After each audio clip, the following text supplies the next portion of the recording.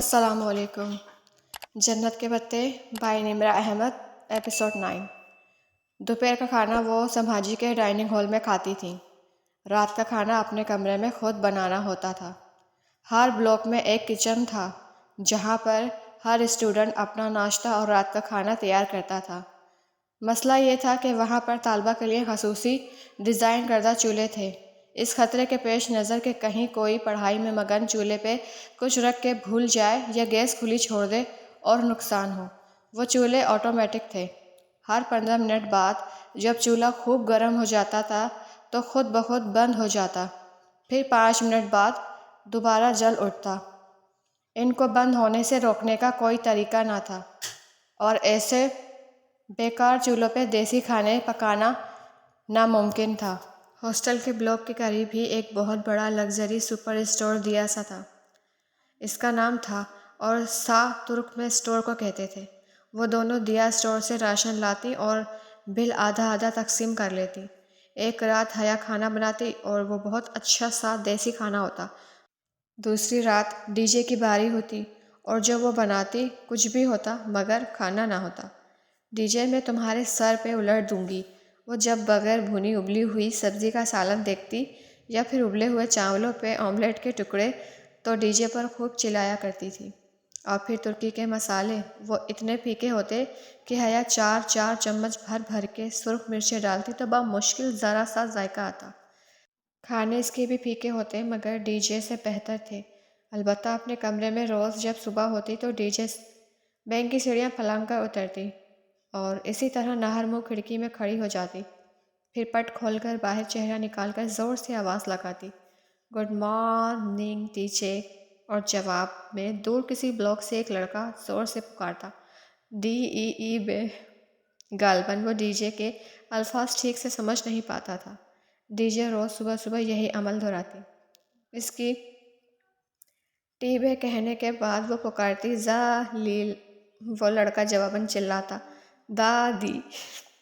اس کے بعد حیا کمبل سے منہ نکال کر کشن اٹھاتی اور ڈی جے کے زور سے دے مارتی۔ یوں اس کی اور اس اندیکھے لڑکے کی گفتگو کی اختتام ہوتی۔ گھر روز ہی بات ہو جاتی تھی، البتہ موبائل کی رجسٹریشن میں مسئلہ ہوا تھا۔ ڈی جے کا تو رجسٹر ہو گیا تھا مگر حیا کے ساتھ یوں ہوا کہ اس کے پاسپورٹ میں جہاں انٹری کی تاریخ 5 فروری لکھی تھی وہاں اوپر آفیسر کے دستخط کے باعث 5 کا ہندسہ بظاہر 6 لگ رہا تھا۔ تاریخ کا ذرا سا فرق مشکل پیدا کرنے لگا اور اس کا فون رجسٹر نہ ہو سکا۔ وہ ترک سم اس پہ استعمال نہیں کر سکتی تھی کیونکہ ہفتے کے بعد غیر رجسٹر فون میں ترک سم بلاک ہو جاتی تھی۔ تحالے نے اسے اپنا ایک پرانا موبائل سیٹ لا دیا اور وہ اس بس صورت موٹے بھدے فون کو برداشت کرنے پر مجبور ہو گئی۔ اپنے موبائل پہ اس نے پاکستانی سم لگا لی تھی اور وہ رومنگ پہ ٹھیک چل رہا تھا۔ تمہارا کہاں کا پلان ہے؟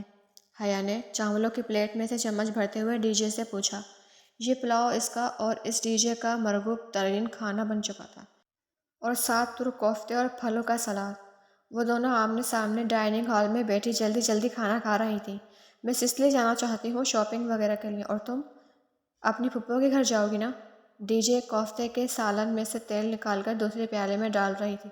وہ یوں ہی ہر سالن میں سے تیل نکال کر کھاتی تھی، تلی ہوئی چیزوں کو اخبار میں لپیٹ کر دباتی اور پھر کھاتی۔ ہاں، اور تم ہڈیوں کا ڈھانچہ اس لیے ہی ہو۔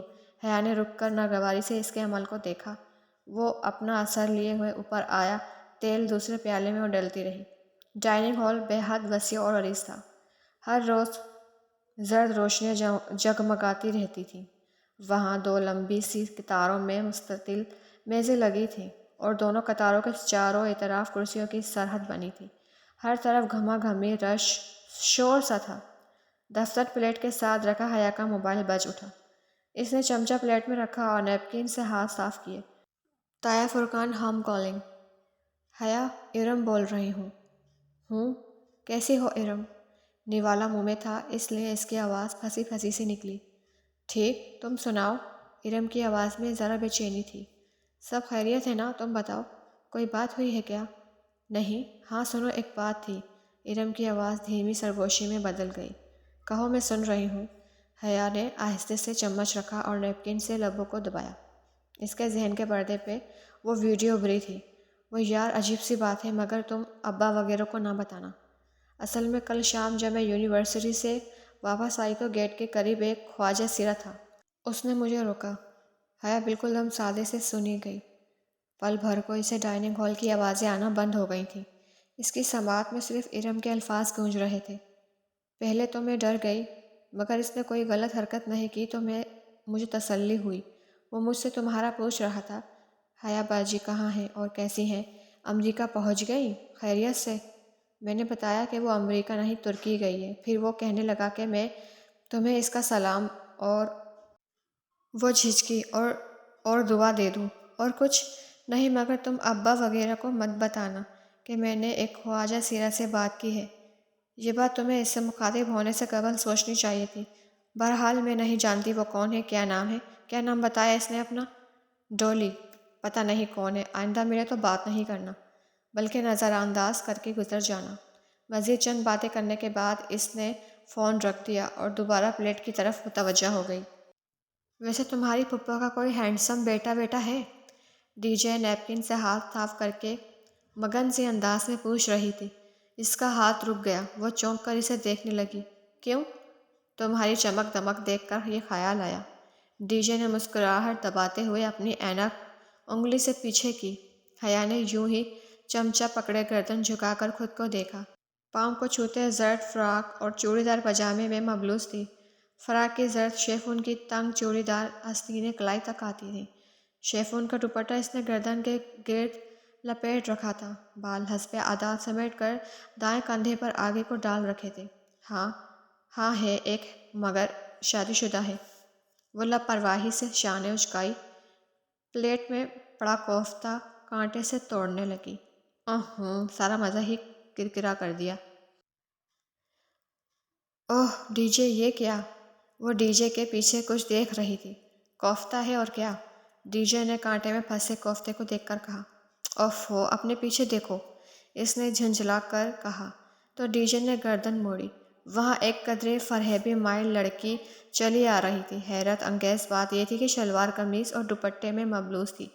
سمبھاجی میں ہم وطن؟ ڈی جے نے بے یقینی سے پلکیں جھپکائیں۔ اگلے ہی پل وہ دونوں اپنے کوٹ اٹھا کر کھانا چھوڑ کر اس کی طرف لپکی تھی۔ وہ لڑکی اپنی کتابیں سنبھالتی چلی آ رہی تھی۔ ان دونوں کو دیکھ کر ٹھٹکی۔ وہ ڈی جے کی شلوار قمیض اور حیا کا فراک پاجامہ بے یقینی سے دیکھ رہی تھی۔ وہ دونوں اس کی شلوار قمیض۔ آپ پاکستانی ہیں؟ حیا پرجوشی سے اس کے پاس گئی۔ ڈی جے ذرا سی اس سے پیچھے تھی۔ نہیں، میں انڈین ہوں۔ ڈی جے ڈھیلی پڑ گئی۔ رہنے دو حیا، مجھے ابھی ورلڈ کپ کا غم نہیں بھولا۔ اس نے سرگوشی کی۔ 3 سال پہلے مصباح الحق کا آخری بال پہ آؤٹ ہونا ڈی جے کو ابھی تک نہیں بھولا تھا۔ حیا نے زور سے اپنا پاؤں ڈی جے کے جوتے پر رکھ دیا۔ ہم پاکستانی ایکسچینج اسٹوڈنٹ ہیں، حیا سلیمان اور ختیجہ رانا۔ آپ؟ میں انجم ہوں۔ میں اور میرے ہسبینڈ پی ایچ ڈی کر رہے ہیں اور ہم دونوں یہاں پڑھاتے بھی ہیں۔ ادھر فیکلٹی میں ہمارا اپارٹمنٹ ہے، وہیں رہتے ہیں ہم۔ کبھی آؤ نا ادھر۔ انجم ان دونوں سے زیادہ پرجوش ہو گئی تھی۔ شیور انجم باجی۔ ڈی جے ان کا مسلمان ہونا سن کر پھر سے خوش ہو گئی تھی۔ وہ تینوں کافی دیر تک وہیں کھڑی باتیں کرتی رہیں، اور جب ڈی جے کو یاد آیا کہ گورسل نکلنے میں 5 منٹ ہیں تو انجم باجی کو جلدی سے خدا حافظ بول کر وہ وہاں سے نکل گئی۔ وہ ٹاکسم کے پارک میں سنگی بیچ پر بیٹھی تھی۔ اس نے اپنا لمبا سفید اونی کوٹ اب زرد فراک پر پہن لیا تھا اور سر جھکائے ہاتھ میں پکڑی شکن زرد چیٹ پہ سے سبین پھپھو کا نمبر موبائل پر ملا رہی تھی۔ ابھی تک اس نے اس نمبر کو موبائل میں محفوظ نہیں کیا تھا۔ کال کا بٹن دبا کر اس نے وہ بھدا ترک فون کان سے لگایا۔ وہاں دور تک سبزہ پھیلا ہوا تھا، خوشنما پھول اور رنگ رنگیوں تتلیوں کی بہتات۔ ہوا اس کے لمبے بال اڑا رہی تھی۔ وہ موسم سے لطف انداز ہوتے ہی فون پر جاتی گھنٹی سننے لگی۔ ہیلو۔ بہت دیر بعد جہان نے فون اٹھایا۔ جہان، میں حیا۔ اس کے انداز میں خفت در آئی۔ اس سے کہہ رکھا تھا اس لیے آج جا رہی تھی، ورنہ اس سرخ کوٹ نے تو اسے خوب بے وقت کیا تھا۔ ہاں حیا بولو۔ وہ مصروف سا لگ رہا تھا۔ وہ میں ٹاکسم پر ہوں، تم مجھے یہاں سے پک کر گھر لے جا سکتے ہو؟ آج ویکینڈ تھا تو۔ سوری حیا، میں شہر سے باہر ہوں، تم گھر ممی کو فون کر لو نا۔ یہ تمہارے گھر کا نمبر نہیں ہے؟ اس نے حیرت سے چٹ کو دیکھا۔ نہیں، یہ تو میرا موبائل نمبر ہے۔ تو کیا اس نے داور بھائی کی مہندی والے روز جہان کے موبائل میں فون ملا دیا تھا؟ اوہ، مجھے پپو کا نمبر لکھوا دو۔ جہان نے فوراً نمبر لکھوا دیا۔ اچھا، میں ڈرائیونگ کر رہا ہوں، پھر بات ہوتی ہے۔ مزید کچھ سنے بغیر اس نے فون بند کر دیا۔ وہ دل محسوس کر رہ گئی۔ عجیب اجنبی سا اپنا تھا۔ پھپھو اسے کیب میں لینے آئی تھی۔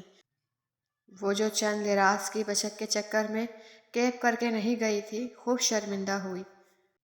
گاڑی نہیں تھی تو بتاتی، میں تو ایسے ہی۔ کوئی بات نہیں، گاڑی تو جہان کے پاس ہوتی ہے۔ اور وہ مزید شرمندہ ہوئی۔ پھر گردن موڑ کر کھڑکی کے باہر دوڑتے درخت دیکھنے لگی۔ اسے پھپھو کچن میں ہی لے آئیں۔ حسب عادت وہ کام میں مصروف ہو گئیں۔ یہ میرے لیے اتنا بکھیڑا پالنے کی کیا ضرورت تھی؟ وہ ارد گرد پھیلی اشیاء دیکھ کر خفا ہوئی۔ کوئی بات نہیں، تم میری بیٹی ہو، میرا ہاتھ بٹا دو گی، اس لیے میں نے یہ سب شروع کر دیا۔ دونوں کے درمیان پچھلی ملاقات کے ناخوشگوار اختتام کا کوئی تذکرہ نہ ہوا، جیسے کچھ ہوا ہی نہ ہو۔ چلے پھر، آج پلاؤ تو میں ہی بناتی ہوں، مجھے ریسیپی سمجھاتی جائیں۔ ویسے بھی ترکوں کی میز اس پلاؤ کے بغیر ادھوری لگتی ہے۔ وہ کوٹ اسٹینڈ پر لٹکا کر آستین کلائی سے ذرا پیچھے کرتی واپس آئی۔ دوپٹہ اس نے اتار کر کرسی پہ رکھ دیا تھا۔ پہلے تم چکن کی بوٹیاں کاٹ دو۔ انہوں نے ٹوکری میں رکھے مسلم مرغ کی طرف اشارہ کیا۔ خود چولہے پر چڑھی دیگچی میں چمچہ ہلانے لگی۔ چھری تو یہ پڑی ہے، کٹنگ بورڈ کدھر ہے؟ وہ ادھر ادھر دیکھنے لگی۔ Cutting board? اوہو، وہ تو صبح سے ہی نہیں مل رہا۔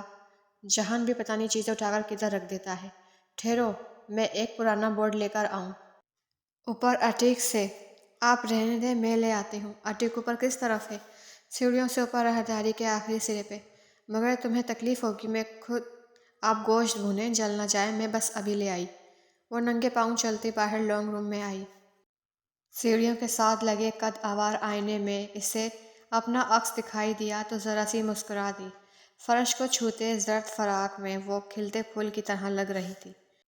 گلے کا گارڈ کھلا تھا اور اس کے دہنے میں چھوٹے چھوٹے سورج مکھی کے پھولوں کی لیس نیم دائرے میں لگی تھی۔ یوں لگتا تھا اس کی خوبصورت لمبی گردن میں سورج مکھی کے پھولوں کا ڈھیلا سا ہار لٹکا رکھا ہو۔ اس نے انگلیوں سے فراق پہلوؤں سے ذرا اٹھایا اور ننگے پاؤں لکڑیوں کے زینوں پر چڑھنے لگی۔ اور راہداری کے آغاز میں ایک کمرے کا دروازہ بند تھا، شاید وہ جہان کا کمرہ تھا۔ ابھی گھر میں داخل ہوتے ہوئے پھپھو نے کچھ ایسا بتایا تھا۔ وہ ایک نظر بند دروازے پر ڈال کر آگے بڑھ گئی۔ فراق اب اس نے پہلوؤں سے چھوڑ دیا تھا۔ اٹیک میں آگے پیچھے بہت سے صندوق اور دوسرا کاٹ کباڑ رکھا تھا۔ وہ متحزب سی اندر آئی۔ بتی نہ جانے کدھر تھی، اس نے دروازہ کھلا رہنے دیا۔ باہر سے آتی روشنی کافی تھی۔ وہاں ہر طرف سامان رکھا ہوا تھا، کٹنگ بورڈ نہ جانے کدھر تھا۔ وہ اندازاً آگے بڑھی اور ایک کونے والے صندوق کا کنڈا کھول کر ڈھکن اوپر اٹھایا۔ نیچے لانگ روم سے بیرونی دروازے کھلنے اور بند ہونے کی آواز آئی، ساتھ میں جہان اور پھپھو کی ملی جھولی آوازیں۔ یقیناً وہ آ گیا تھا۔ وہ مسکرا کر صندوق پہ جھکی۔ اس میں الیکٹرک کا کوئی ٹوٹا پھوٹا سامان رکھا تھا، کٹنگ بورڈ کہیں نہیں تھا۔ حیا نے ڈھکن بند کیا اور نسبتاً زیادہ کونے میں رکھے صندوق کے جانب آئی۔ اپنے عقب میں اسے راہداری سے کسی کونے کے ہولے سے کھلنے کی چرسی سنائی دی۔ جہان اتنی جلدی اوپر پہنچ گیا، مگر وہ پلٹی نہیں اور صندوق کھولنے لگی، جس کے ڈھکن کے اوپر گرد اور مکڑی کے جالوں کی تہہ تھی۔ اس نے چند چیزیں الٹ پلٹ کیں تو بے اختیار گرد نتنوں میں گھسنے لگی۔ ذرا سی کھانسی آئی۔ پورا اٹیک بے حد صاف تھا، ماں سوائے ان کونے میں رکھے 2-3 صندوقوں کے، جیسے انہیں زمانوں سے نہ کھولا گیا ہو۔ اس کی پوچھ پہ اٹکا آدھا کھلا دروازہ ہولے سے کھلا۔ کوئی چوکھٹ پہ آن کھڑا ہوا تھا، یوں کہ راہداری کی آئی روشنی کا راستہ رک گیا۔ پل بھر میں اٹیک نیم تاریک ہو گیا۔ وہ پلٹنے ہی لگی تھی کہ صندوق میں کسی کھاکے کی شے کی جھلک دکھائی دی۔ اس نے دونوں ہاتھوں میں پکڑ کر اسے اوپر نکالا۔ وہ لکڑی کا تختہ نہیں تھا، بلکہ ایک اکڑا ہوا کپڑا تھا۔ حیا نے کپڑا کھول کر سیدھا کیا۔ ایک پرانی گرد آلود خاکی شرٹ، اوپر سجے ستارے تمغے اور ایک نام کی تختی۔ چوکھٹ پہ کھڑا شخص چھوٹے چھوٹے قدم اٹھاتا اس کی طرف بڑھنے لگا۔ حیا نے نیم اندھیرے میں آنکھیں پھاڑ پھاڑ کر وہ تختی پڑھی۔ سکندر شاہ۔ اس نے بے اختیار رینک دیکھا۔ وہ کرنل کی نشاندہی کر رہا تھا۔ وہ شرٹ ہاتھ میں پکڑے کسی الجھن میں گرفتار پلٹی اور ایک دم جھٹکے سے پیچھے ہٹی۔ اس کے عقب میں جہان نہیں تھا، وہ کوئی اور تھا۔ دراز قد، کن پٹیوں اور پیشانیوں سے جھلکتے سفید بال، سخت نقوش نائٹ گاؤن میں ملبوس، وہ کڑی نگاہوں سے اسے دیکھتے قریب آ رہے تھے۔ وہ سانس روکے انہیں دیکھی گئی۔ وہ عین اس کے سر پر آئے اور ایک جھٹکے سے اس کی گردن دبوچی۔ میری جاسوسی کرنے آئی ہو؟ اس کے گلے کو دبوچتے ہوئے وہ گررائے تھی۔ بے اختیار اس کے لبوں سے چیخ نکلی۔ شرٹ اس کے ہاتھوں سے پھسل گئی۔ اس نے اپنی انگلیوں سے گردن کے گرد جکڑے ان کے ہاتھ کو پکڑ کر ہٹانے کی کوشش کی، مگر بے سود۔ پاکستانیوں نے بھیجا ہے تمہیں؟ اپنے ملکوں سے بولو۔ انہیں بلو پرنٹس کبھی نہیں ملیں گے۔ چھوڑ دیں مجھے۔ وہ زور سے کھانسی۔ اس کا دم گھٹنے لگا تھا۔ وہ اس کا گلا دبا رہے تھے۔ کوئی مجھ تک نہیں پہنچ سکے گا، کبھی نہیں۔ ہر چیز آگے دے دی گئی ہے، ہر چیز۔ انہوں نے اسے گردن سے دبوچے، اس کا سر کھلے صندوق پہ جھکایا۔ وہ تڑپنے لگی، چلانے لگی۔ چھوڑ دیں مجھے۔ وہ اپنے ناخن ان کے ہاتھوں میں چبا کر ان کو ہٹانے کی ناکام کوشش کر رہی تھی۔ تمہیں واپس نہیں جانے دوں گا۔ وہ بلو پرنٹس تمہیں کبھی نہیں ملیں گے۔ حیا کا سانس رکنے لگا۔ وہ اس کا سر صندوق میں دے کر اوپر سے ڈھکن بند کر رہے تھے۔ اسے لگا وہ مرنے والی ہے۔ امی، امی، وہ وحشت سے چلانے لگی۔ وہ اس کو گردن سے دبوچے اس کا سر منہ کے بل اندر دے رہے تھے۔ گرد سے اس کے اٹے صندوق میں اس کا سانس اکھڑنے لگا۔ چھوڑ دیں۔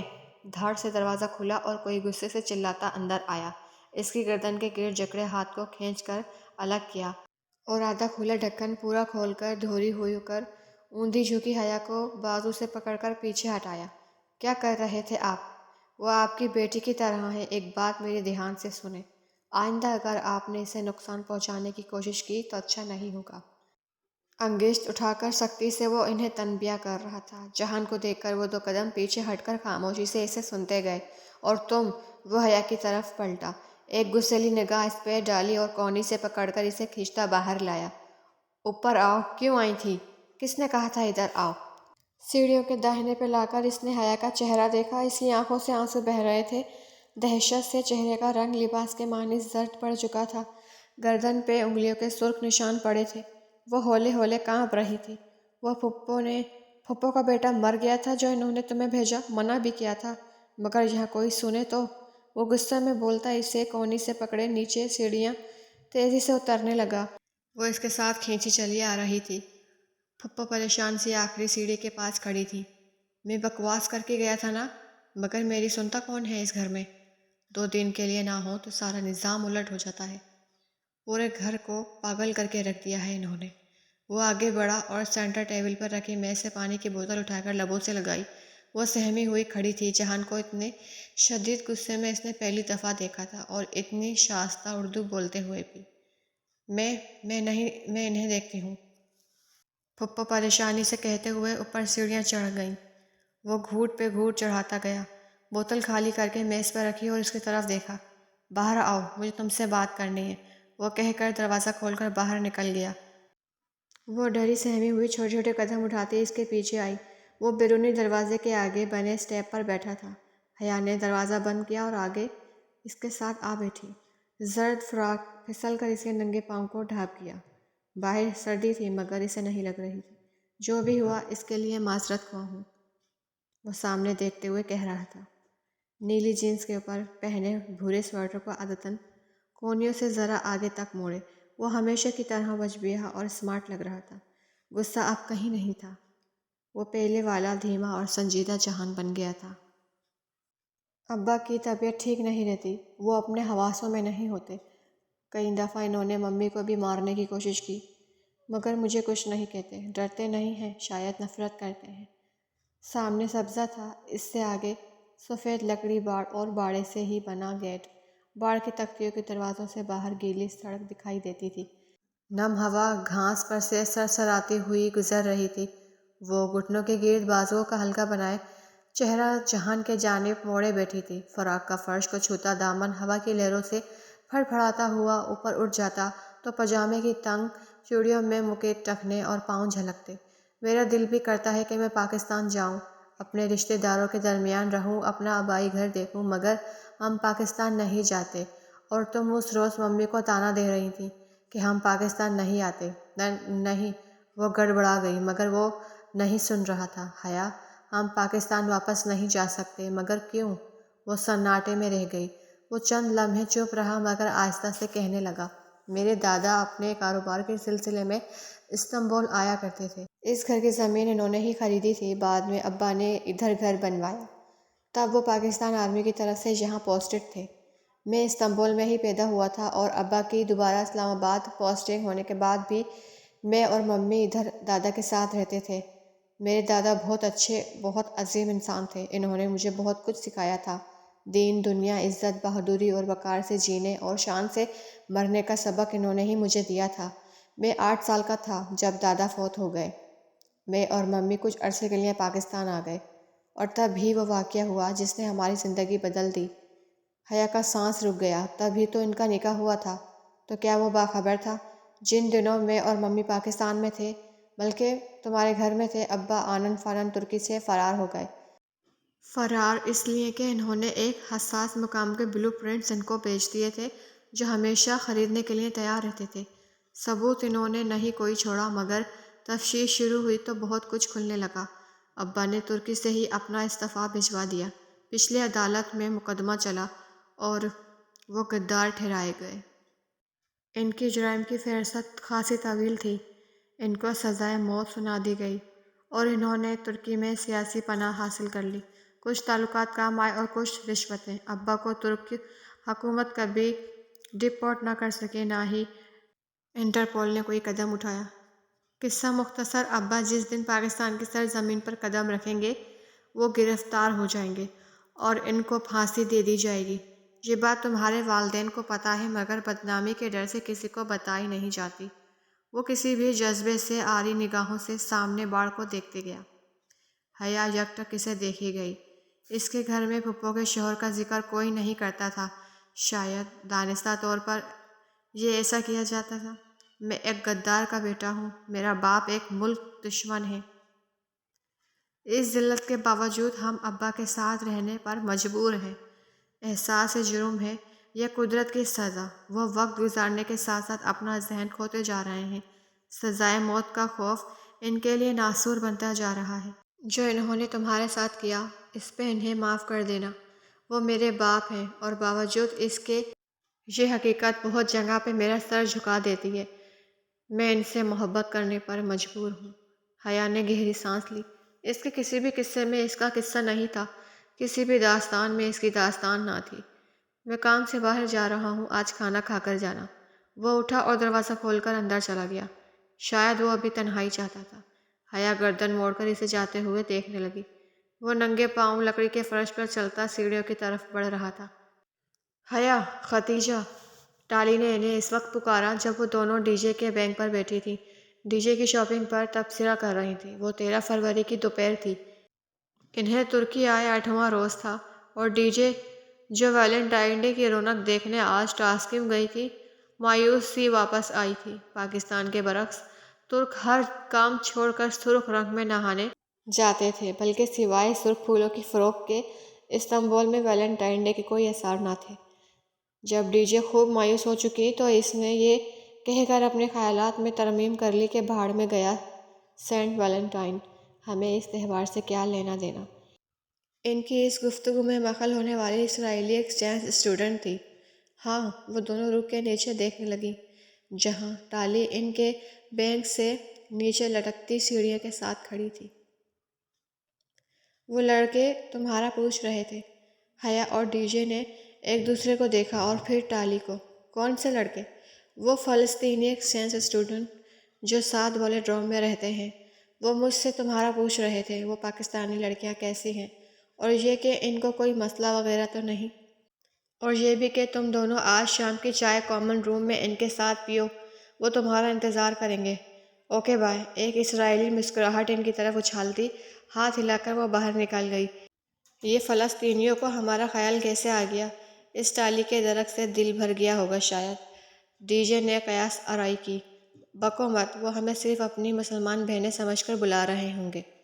اتنے ہینڈسم لڑکوں کی بہن بننے پر کم از کم میں تیار نہیں ہوں۔ یہ بھائی چارہ تمہیں ہی مبارک ہو۔ ڈی جے بھڑک اٹھی تھی۔ چلو پھر تیار ہو جائے تاکہ وقت پر پہنچ سکیں۔ حیا لکڑی کی سیڑھی سے نیچے اترنے لگی۔ صرف ہمیں ہی بلایا ہے یا پھر عرب اسرائیلی دوستی کی زندہ مثال بھی موجود ہوگی؟ ڈی جے کا اشارہ ٹالی کی طرف تھا۔ پتہ نہیں، حیا نے شانے اچکا دیے۔ وہ الماری سے کپڑے نکالنے لگی۔ ہر موقع کی مناسبت سے مکمل ڈریسنگ کرنا اس کا جنون تھا۔ کپڑوں پہ ایک سلوٹ تک نہ ہو اور میک اپ کی ایک لکیر بھی اوپر نیچے نہ ہو۔ وہ ہر بات کا خیال رکھتی تھی۔ البتہ لڑکوں کی دعوت پہ جانے کی اجازت پاکستان میں ابا طاہر فرقان کبھی نہ دیتے، مگر وہ ادھر کون سا دیکھ رہے تھے؟ یہ ترکی تھا اور یہاں سب چلتا تھا۔ وہ 3 لڑکے تھے، معتم المرتضیٰ، حسین اور مومن۔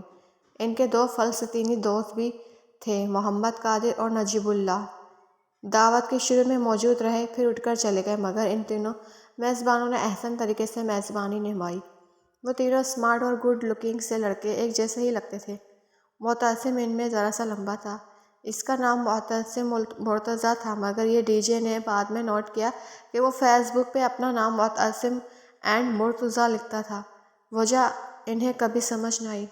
حسین اور معتصم ان دونوں کو بالکل اپنی چھوٹی بہنوں کی طرح ٹریٹ کر رہے تھے، البتہ اس بھائی چارے سے مومن متفق نہ تھا۔ وہ فلرٹی نظر باز سا لڑکا تھا، کچھ بھی تھا مگر مومن نہ تھا۔ البتہ وہ دونوں اس کو اپنی موجودگی میں سیدھا کیے ہوئے تھے۔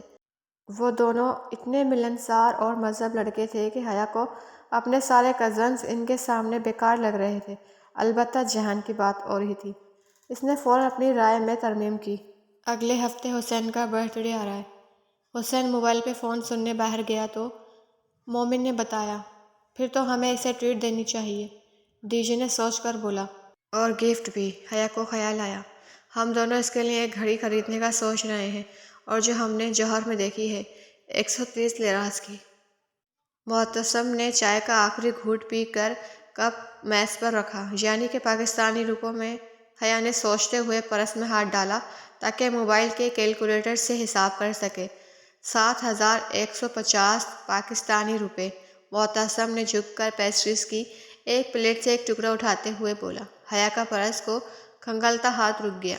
اس نے حیرت سے معتصم کو دیکھا۔ تم نے اتنی جلدی حساب کیسے کر لیا؟ میں میتھ کا اسٹوڈنٹ ہوں۔ وہ جھپ کر مسکرا دیا۔ اور معتصم کا ایک ہی خواب ہے کہ وہ میتھ میں نوبل پرائز لے۔ مومن حیا کے ہاتھوں کو دیکھتے ہوئے کہنے لگا۔ وہ تھوڑی دیر بعد معتصم سے آنکھ بچا کر حیا کے سراپے کا جائزہ لیتا تھا۔ حیا قدرے رخ موڑ کر معتصم کی طرف متوجہ ہوئی۔ تو میتھس کے اسٹوڈنٹ، جلدی سے بتاؤ کہ اس مہنگی گھڑی کو خریدنے کے لیے اگر ہم چاروں کے پیسے تقسیم کریں تو ہر ایک کے حصے میں کتنے؟ 32 لیراز اور 50 قرش۔ اوکے۔ حیا نے گہری سانس لی اور پرس کھولا۔ ان کو پیسے انہوں نے زبردستی تھمائے۔ مومن کو تو کوئی اعتراض نہ تھا، مگر معتصم ان سے رقم لینے پر متعصب سا تھا۔ مگر یہ ایک انکہی بات تھی کہ بغیر اسکالرشپ کے استنبول جیسے مہنگے شہر میں وہ سب اتنا ہی افورڈ کر سکتے تھے۔ وہ تینوں جوہر کے لیے نکل رہے تھے۔ معتصم نے بتایا کہ وہ ابھی حسین سے نظر بچا کر گھڑی خرید لائیں گے۔ ان کو بھی ساتھ لے چلنے کی پیشکش کی اور ڈی جے ہاں کرنے ہی والی تھی کہ حیا نے اس کا پاؤں اپنے جوتے سے زور سے کچلتے بظاہر مسکراتے ہوئے انکار کر دیا۔ نہیں، آپ لوگ جائیں، ہم آج ہی ہو کر آئے ہیں۔ وہ تینوں چلے گئے تو ڈی جے نے برا سا منہ بنا کر اسے دیکھا۔ تم نے انکار کیوں کیا؟ پاگل عورت، تم پاکستان سے آئی ہو یا نیو یارک سے؟ ان کی دعوت قبول کر لی، یہی بہت ہے۔ اب ہم ان کے ساتھ ہر جگہ تو نہیں سیر سپاٹوں پر نکل جائیں گے۔ دماغ ٹھیک ہے؟ مگر وہ تو ہمارے بھائیوں کی طرح ہیں۔ پیچھے ہمارے اصلی والے بھائیوں کو پتہ چلا نا تو کل ہی پاکستان واپس بلوا لیں گے۔ اس لیے اپنی اوقات میں واپس آؤ اور رات کے کھانے کی تیاری کرو۔ وہ موبائل کے ساتھ ہینڈ فری لگاتی کانوں میں بولی۔ زہر ملا کر دوں گی تمہیں۔ ڈی جے بھناتی ہوئی پیر پٹکتی ہوئی اٹھی۔ اور اگر تم چاولوں پر آملیٹ ڈال کر لائیں تو میں ساری ڈش تمہارے اوپر الٹ دوں گی۔ وہ صوفے پہ لمبی بیٹھی اپنے موبائل کے بٹن دبا رہی تھی۔ دھیما میوزک اس کے کانوں میں بجنے لگا۔ ڈی جے غصے میں بہت کچھ کہتی گئی مگر اسے سنائی نہیں دے رہا تھا۔ وہ آنکھیں منڈے کھولے ہوئے پاؤں چلانے لگی۔ ڈی جے پیر پٹک کر باہر نکل گئی۔ وہ رات ویلنٹائن کی رات تھی۔ ڈی جے کامن روم سے نکل کر گرلز پارٹی میں جا چکی تھی جو لڑکیوں نے مل کر دی تھی، جبکہ حیا آئینے کے سامنے کھڑی اپنا کاجل درست کر رہی تھی۔ اس کی تیاری مکمل تھی لیکن جب تک وہ اپنی آنکھوں کے کٹورے کا کاجل سے بھر نہ لیتی تھی اسے تسلی نہیں ہوتی تھی۔ ابھی وہ کاجل کی سلائی کی نوک آنکھ کے کنارے سے رگڑ ہی رہی تھی کہ دروازہ بجا۔ دھیمی سی دستک اور پھر خاموشی۔ اس نے کاجل کی سلائی نیچے کی اور پلٹ کر دیکھا۔ یہ انداز ریجے کا تو نہ تھا۔ وہ یوں ہی کاجل پکڑے آگے بڑھی اور نوب گھما کر دروازہ کھولا۔ باہر بالکونی میں روشنی تھی۔ جیسے ہی اس نے دروازہ کھولا بالکونی تاریک ہو گئی۔ غالباً سیڑھیوں کے اوپر لگا بلب بجھ گیا۔ کیا کوئی آ کر واپس پلٹ گیا تھا؟ کون؟ اس نے گردن آگے کر کے راہداری میں دونوں سمت دیکھا۔ ہر سو خاموشی تھی۔ بالکونی ویران تھی۔ وہاں سردی تھی اور اندر کمرہ گرم تھا۔ وہ چند ثانیے کھڑی رہی، پھر دھیرے سے شانے اچکا کر پلٹنے ہی لگی تھی کہ اوہ نہیں! اس کے لبوں سے ایک اکتائی ہوئی کرا نکلی۔